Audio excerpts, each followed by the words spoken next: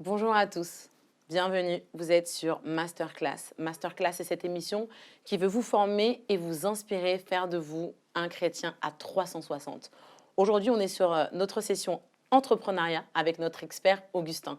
Augustin, c'est un jeune homme qui a fait une grande école de commerce, qui en est à sa deuxième création d'entreprise et il va aujourd'hui nous parler des différents types d'entrepreneuriat. Alors prenez un bloc-notes, un stylo et notez tout ce qui va vous être dit. Ça va être des clés incroyables pour pouvoir vous booster dans vos projets d'entrepreneur. Cliquez sur le lien en bas de la description si vous voulez plus d'informations et avoir des formations de Paris Centre Chrétien. Et n'oubliez pas de vous abonner. Masterclass, c'est parti.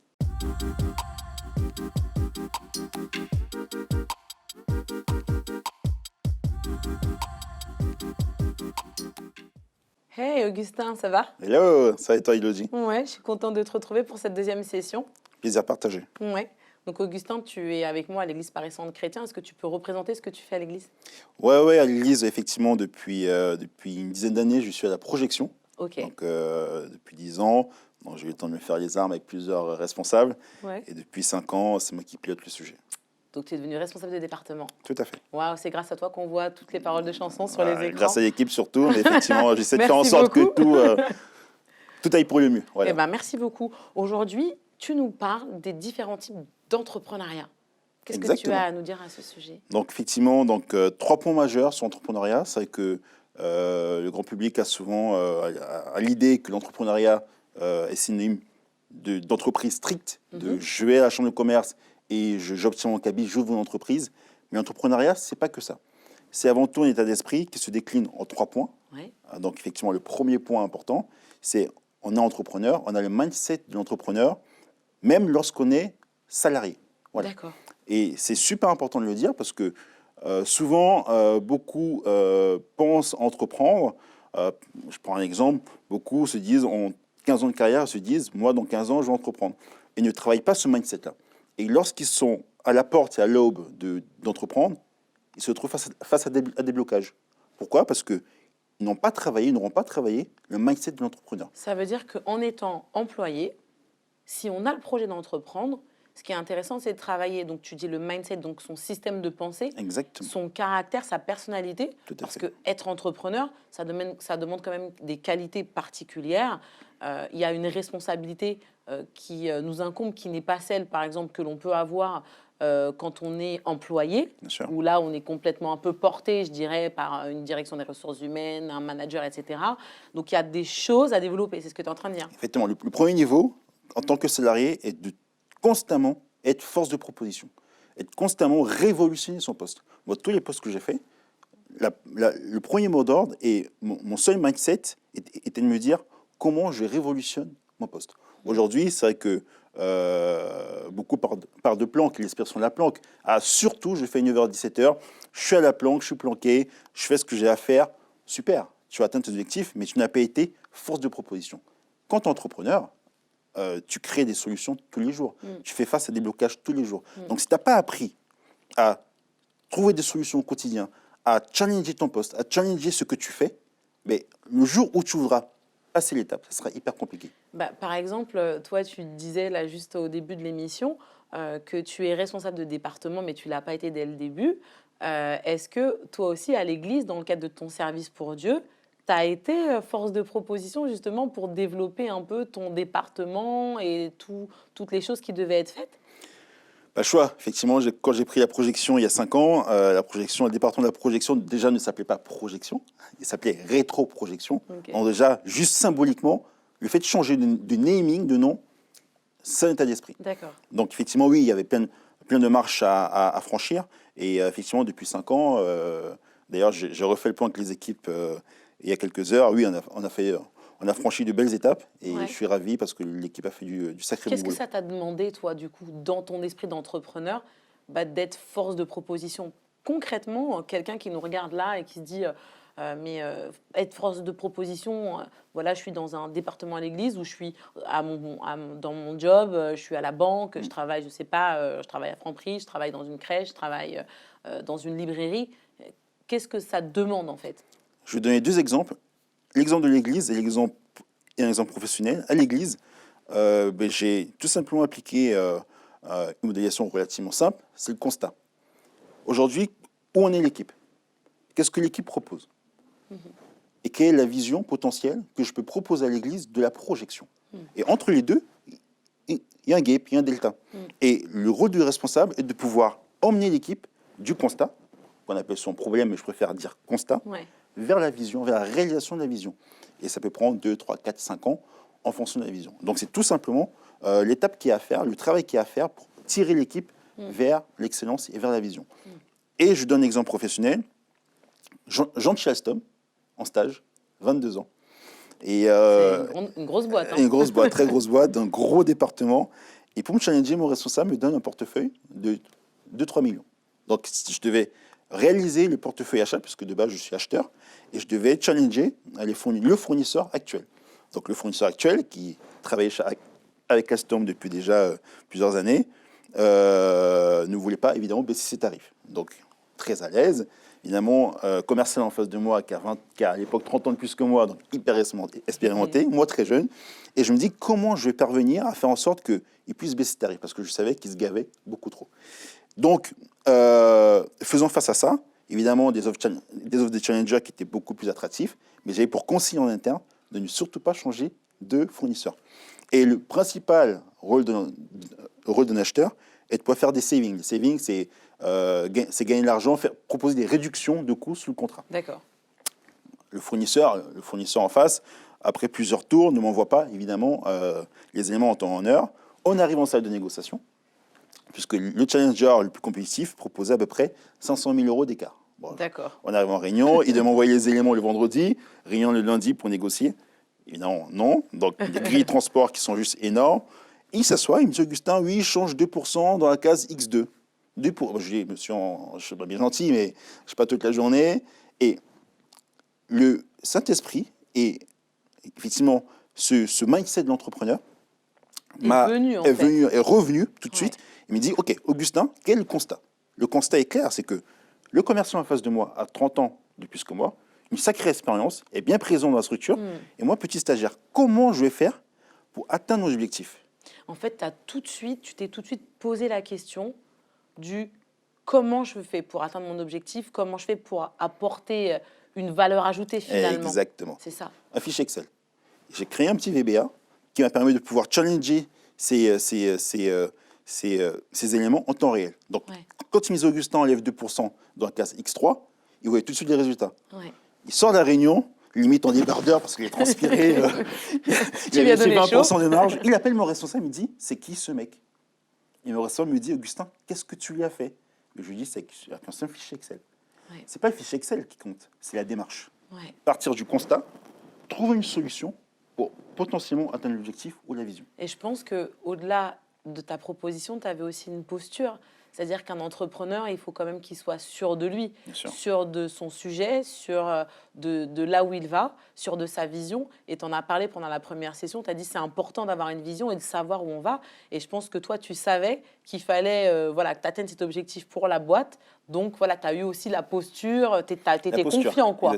C'est une question de posture. En réalité, on n'est jamais sûr. Parce qu'on apprend à avoir de l'assurance. Mais quand on commence, et dans tous les sujets, on confesse l'assurance. Quand on a 22 ans, on n'a pas d'assurance. On confesse l'assurance. On montre qu'on a de l'assurance. Mais effectivement, l'assurance se confirme avec les petits succès qu'on amasse au quotidien. Ça aide dans ces moments-là d'être chrétien? Ah oui, carrément. La petite prière qu'il faut avant une négociation ou l'accompagnement du Seigneur quand j'ai pris la projection.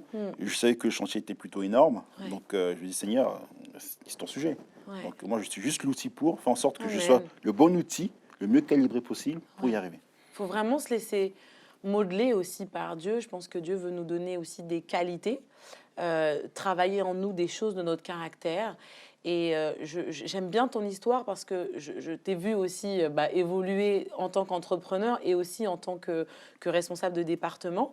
Et je vois en fait qu'il y a aussi un lien dans ce que tu as appris à l'église, ce que tu as été aussi capable du coup de transmettre, d'être aussi en tant qu'entrepreneur. Tu fais le lien entre les différentes étapes, parce que tu parlais tout à l'heure aux personnes qui étaient employées dans une boîte, par exemple, et qui devaient aussi avoir cet esprit-là. Ça peut aussi naître dans son service pour Dieu à l'église? Ça doit naître pour le processus de Dieu, parce qu'on n'a pas le choix. Il faut qu'on puisse porter l'œuvre jusqu'où on le peut. Et moi, je crois la vision que, afin de dire, chaque timing, chaque moment de l'histoire a son homme. Si Dieu t'a placé là, pour 5, 3, 4, 5, 10 ans, 15 ans, c'est que tu as un rôle à jouer.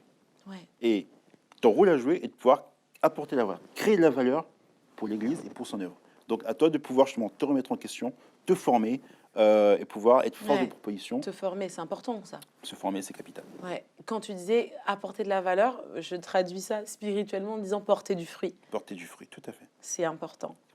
C'est important. Franchement. Donc là, du coup, tu parlais, vas-y, alors je te laisse dérouler ton Option sujet. 1, effectivement, niveau 1, tes salariés, voilà. On commence à entrer dans la posture. Ouais. Niveau 2, on parle de l'intrapreneuriat. Donc là, tu as D'accord. déjà compris que, ok, super, je dois créer la valeur au quotidien, je dois faire avancer le sujet au quotidien. Donc l'intrapreneuriat, comment tu le définis? L'intrapreneuriat, c'est entreprendre sous couvert d'une entreprise. Donc, D'accord. tu portes une idée. Je suis employé. Tu as été super employé. Ok. Tu as identifié un constat dans la boîte, un constat qui fait à part entière l'objet d'une véritable entreprise. Donc là, tu proposes à tes managers ou à tes supérieurs de, pourquoi pas, créer une start-up dans la boîte. Voilà. Donc, mener un projet. Mener un projet. Ok. Je prends l'exemple, par exemple, de PlayStation, qui m'était d'ailleurs soufflé Par nos collaborateurs techniques. Exactement, On adore. dont je tairai le nom. PlayStation, qui est une super histoire. PlayStation qui naît dans le giron de Nintendo. Nintendo qui, évidemment, pas cru à l'histoire de PlayStation. Sony qui reprend le sujet. Et PlayStation qui devient ce qu'aujourd'hui est PlayStation. C'est-à-dire quasiment Une marque à elle seule. Une marque à elle seule. Ouais. Un décor télé, un décor annexe de la télé. Super histoire. Ouais. Super histoire. Donc là, c'était le cas de quelqu'un qui travaillait dans une boîte et qui a eu une idée de créer une console Exactement. de jeu. Exactement. Et c'est souvent le juste milieu entre le fait de pouvoir être entrepreneur, c'est-à-dire vraiment se jeter dans le vide sans filet, et potentiellement rester sur poste de salarié. L'entrepreneur entreprend, garde son salaire, donc gagne une certaine sécurité par rapport à son job. J'aime beaucoup cette idée d'intrapreneur. Moi, ça me parle beaucoup. Je ne sais pas si vous aussi ça vous parle.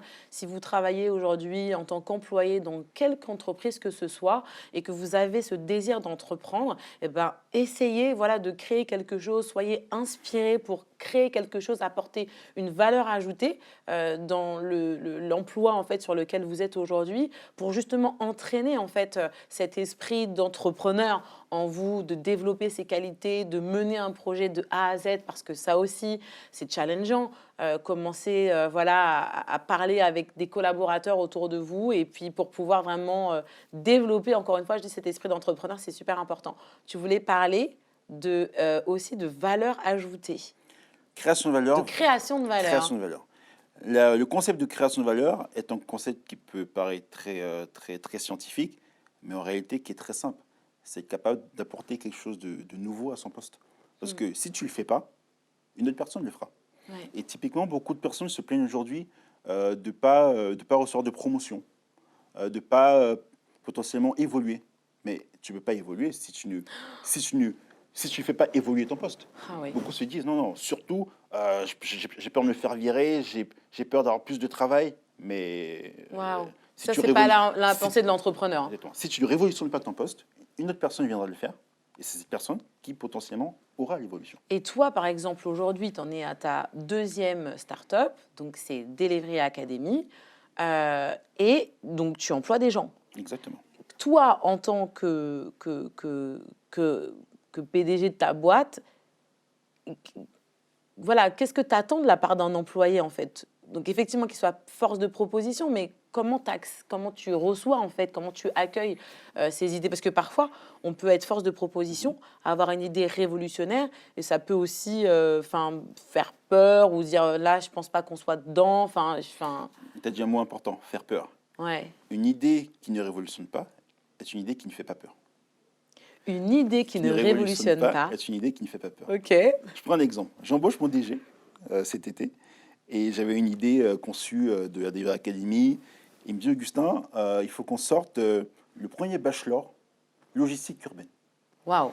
Moi, j'ai travaillé pendant 3 ans sur la partie livraison, en forme les livreurs. Déjà, Donc, c'était attends, assez compliqué. je veux être clair là. En fait, il t'a proposé Il de a- créer un diplôme. Il arrive, il me dit, Augustin, super ton idée, magistrale.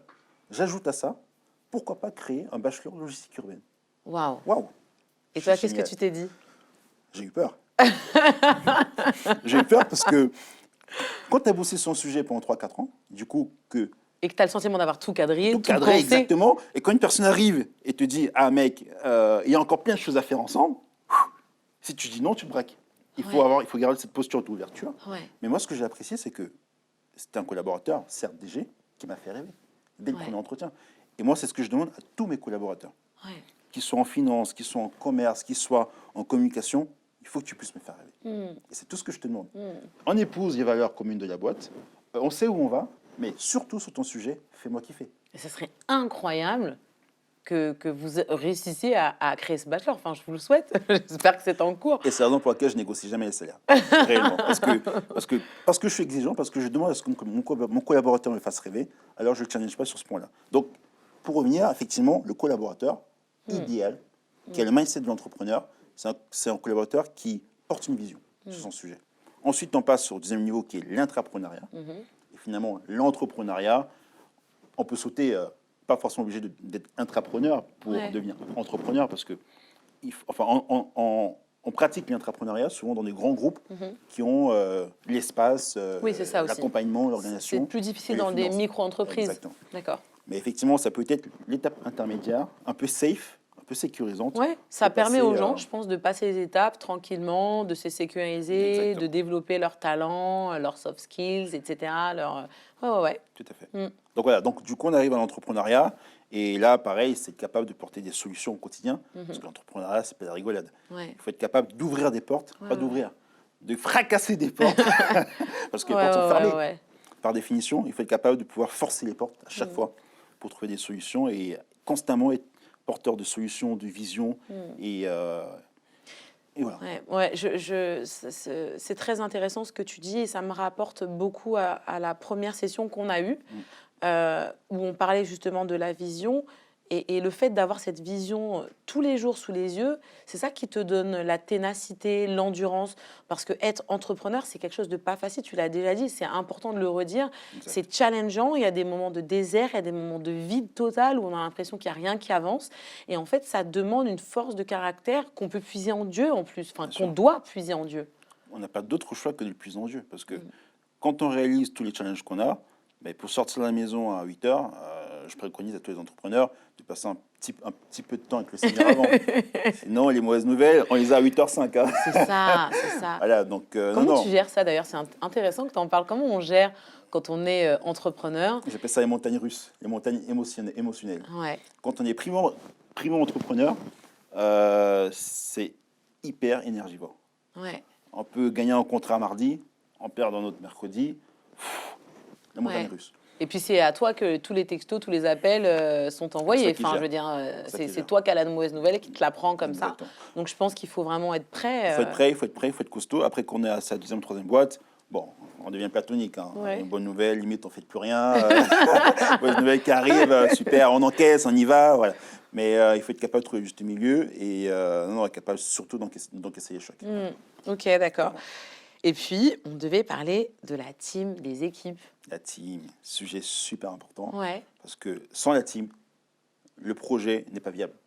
On parlait de leadership justement à la précédente session. On parvient à constituer sa team sur 2 facteurs, sur 2 éléments. La vision proposée et la capacité du porteur de projet à atteindre cette vision. Quand tu dis on choisit sa team en fonction de la vision proposée, ça veut dire que les gens que tu vas choisir doivent épouser, adhérer, aller vers ta vision à toi. Pas forcément. Effectivement, il y a un premier niveau avant, c'est pour se dire, dans ce sujet team, effectivement, il y a le sujet du comment je choisis mon associé, mes premiers mentors, mes partenaires et mes collaborateurs. Les associés, il faut être capable, dans le meilleur des mondes, toutes les histoires sont différentes, mais dans le meilleur des mondes, capable d'avoir des associés complémentaires. D'accord. Si je suis fort en communication, je ne prendrai pas un associé qui est fort en communication. Ouais. c'est pas une règle générale. Ouais. Mais Il parce peut qu'on est que l'être, deux, mais en il tout peut cas, l'être. il faut Voilà. qu'il ait d'autres Il faut forces. qu'il y ait une appétence finance, une Ouais. appétence commerce, pour que justement, dans un premier temps, il n'y ait pas forcément besoin de recruter des ressources, donc d'aller puiser dans sa trésorerie pour faire avancer le sujet. Ouais. Donc, dans le meilleur des mondes, avoir des forces complémentaires. E-Order, avec Joël, on avait des compétences pédagogiques. J'allais te poser la question. Identiques. Comment, raconte-nous, nous on veut savoir comment tu choisis tes collaborateurs. Parce que c'est deux histoires qui sont différentes. Une où ton collaborateur est à ton âge, et là, il me semble que sur ce projet-là, sur cette entreprise-là, Delivery Academy, Elle c'est a juste quelqu'un 20 ans de plus que moi. qui a plus d'expérience. C'est ça. Donc, effectivement, Et Joël. pourquoi? Tu as appris de ton expérience, c'est ton expérience qui a... Mais Explique-nous. le constat. Quand je m'associe à Joël, quand j'épouse la vision de Joël sur E-Order, on avait besoin surtout de deux bras. De l'énergie, de la force, de deux jeunes pour faire avancer le sujet. Effectivement, compétences égales. Joël avait une affinité plus pour les finances et les opérations, moi pour les RH et le commercial. Super, on y va. Ça colle. Aujourd'hui, par rapport au sujet et au constat que j'avais besoin d'un associé qui avait une très forte expérience. Anne-Gabrielle qui a géré, notamment qui a monté la structure Starbucks en France. Donc, gros profil. Ah oui, tu n'es pas parti très chercher très gros un profil, petit numéro. qui a 20 ans de plus que moi. Mais voilà, j'avais besoin de ça. Ouais. Bon. Parce que ça t'a challengé? Parce que ça m'a challengé, parce que je me suis toujours dit, pour passer un niveau dessus et pour proposer justement une équipe pour atteindre la vision aussi folle, il fallait une équipe ambitieuse, donc une vision ambitieuse. Donc effectivement, être capable de pouvoir choisir ses collaborateurs, être capable d'identifier les points importants qui viendront justement faire en sorte que la vision puisse avancer. Et ce que je disais, c'est que un associé, un potentiel associé, n'épousera le projet que s'il estime que la vision est assez ambitieuse. Donc, on revient un peu à la genèse. Si l'associé en question ne dit pas waouh, c'est que la vision n'est pas assez ambitieuse. D'accord. Il faut que la vision proposée par le porteur de projet soit folle, soit dingue, pour limite faire flipper. Oui, il faut vraiment, je pense, permettre d'embarquer les gens avec toi. Exactement. Je pense que c'est ça. Il y a ça. Et deuxièmement, être capable de pouvoir soi-même démontrer que tu es la personne pour atteindre cet objectif. Parce que si le porteur de projet n'est pas capable de cocher ces deux cases, il sera incapable de fédérer une équipe autour de lui, que ce soit associé, que ce soit mentor, que ce soit collaborateur. Est-ce qu'on peut dire aujourd'hui que ta collaboratrice d'aujourd'hui est ton mentor? Non, c'est mon associé. C'est ton associé. C'est mon associé. Aujourd'hui, Parce que tu parles de mentor, donc c'est important selon toi d'avoir un mentor? C'est capital. Aujourd'hui, pour se faire challenger, un mentor est surtout là pour apporter une vision externe sur ton sujet. Et avoir donc du coup un regard, je dirais critique, mais critique, voilà, pour critique dans le sens journalistique, c'est bien ou c'est pas bien. Voilà, c'est ça. Mais en tout cas, te challenger, faire en sorte que tu poses les bonnes questions pour prendre les meilleures décisions possibles. Ouais. Quand tu parles de mentor, je pense beaucoup à Élie et Élisée. C'est très biblique en fait. À chaque fois, Dieu met quelqu'un en fait qui va être la personne qui va t'apprendre, qui va te donner les conseils. J'avais noté justement un verset dans Proverbe 13-14 qui dit « L'enseignement du sage est une source de vie ». Et on peut dire l'enseignement du mentor. En fait, c'est important d'avoir quelqu'un, je pense, voilà, avec qui tu peux discuter, avec qui tu peux échanger, qui va dire, qui va te remettre en question aussi. Parce que je pense que quand on est entrepreneur, on a besoin aussi d'être mis en question pour toujours, voir si on est toujours dans les clous par rapport à son idée, son projet, sa vision, etc. C'est une remise en question constante. Ouais. Qui est capitale. D'ailleurs, je souhaite répondre à une question importante. On se pose souvent la question, est-ce que j'entreprends seul ou en équipe? Ouais. J'ai trouvé un super verset pour vous, et je vais vous le lire.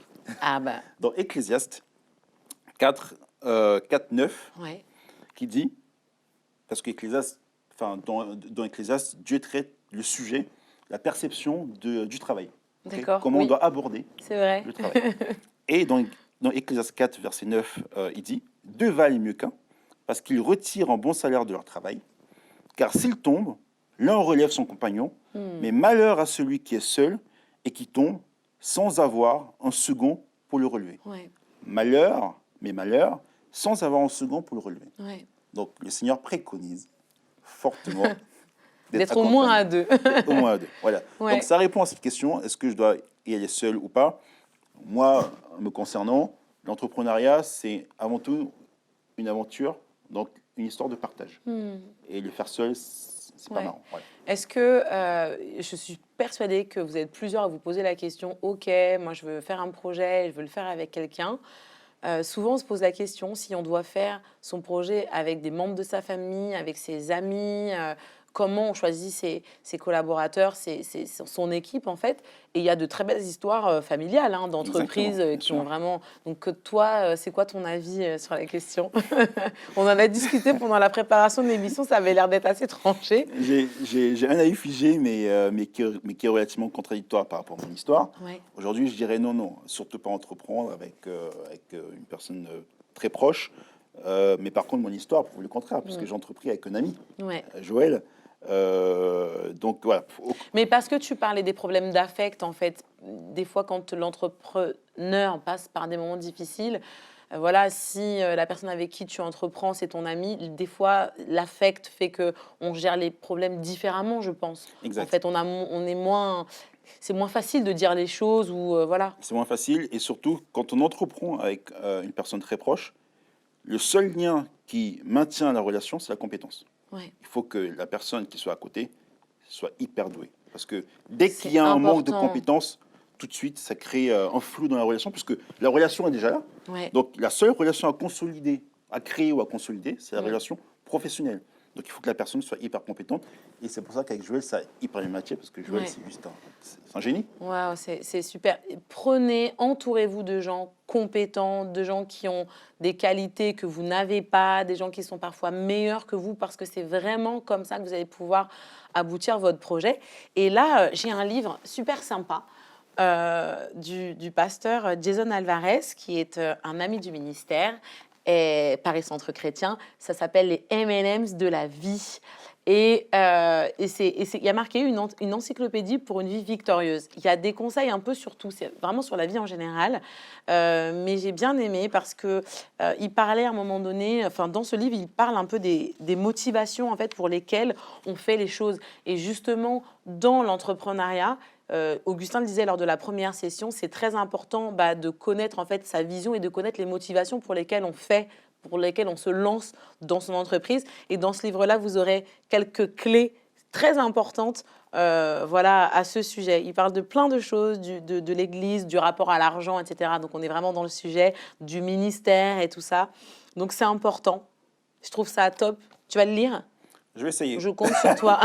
Là, Non, vous faut allez que je prenne le temps de le retrouver lire, évidemment. dans la description ou dans le chat, vous allez avoir un petit lien sur lequel vous allez pouvoir cliquer pour commander ce livre. C'est vraiment une petite pépite. Voilà. Augustin, merci. Merci à toi, Comme d'hab, Elodie. c'était top. On va se retrouver pour une 3e session très bientôt. Exact. Merci d'avoir participé à Masterclass. Et vous, je vous dis à bientôt. Bye bye.